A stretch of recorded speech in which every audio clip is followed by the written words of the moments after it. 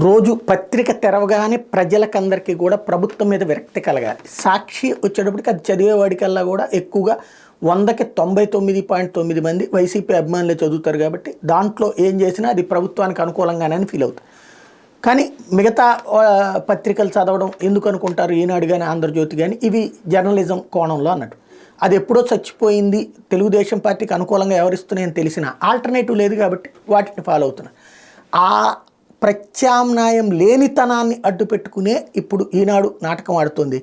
తాజాగా ఇది డప్పు ఆపి డబ్బులు ఇవ్వు మామ అంటూ ఒక స్టోరీ హైలైట్ చేసింది. 4.5 ఏళ్లుగా గడిచినా కూడా 32,000 బడుల్లో పూర్తి కాని నాడు నేడు పనులు, నిధులు ఇవ్వకుండా పేద విద్యార్థులు ఇబ్బందులు పెడుతున్న జగన్ సర్కార్, భవనాలు లేక రేకుల షెడ్లు చెట్ల కిందే తరగతులు నిర్వహిస్తున్న వైనం అంటూ ఇందులో నాడు నేడు ద్వారా రాష్ట్రంలో 45,000 ప్రభుత్వ పాఠశాలల రూపురేఖలు మార్చాలనే లక్ష్యం. ఈ స్కూళ్ళు ఇప్పుడు ఎలా ఉన్నాయి, 3 ఏళ్ల తర్వాత ఎలా ఉంటాయో చూపించడం ఈ కార్యక్రమం ఉద్దేశం. ఏడాదికి 15,000 స్కూళ్ళ చొప్పున 3 ఏళ్లలో విడతల వారీగా చేస్తానన్నారు. తీరా చూస్తే 30,000కి లేవు అన్నటువంటి ప్రభుత్వ లెక్కల్లో 30,000కి పూర్తయిన ఇంకో 15,000 చేయాలి. సరే ఏదైనా సరే రేకుల షెడ్లో స్కూల్ ఉందంటే అది జగన్ వచ్చాక పెట్టినట్ట.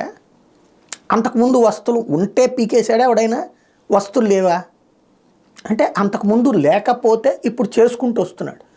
ఇప్పుడు నాడు నేడు కింద పల్లెటూళ్ళల్లో ఉన్నటువంటి స్కూళ్ళని చూసిన ప్రతి ఒక్కరికి తెలుసు ఆ స్కూల్ ఏ మేరకు బాగుపడిందని.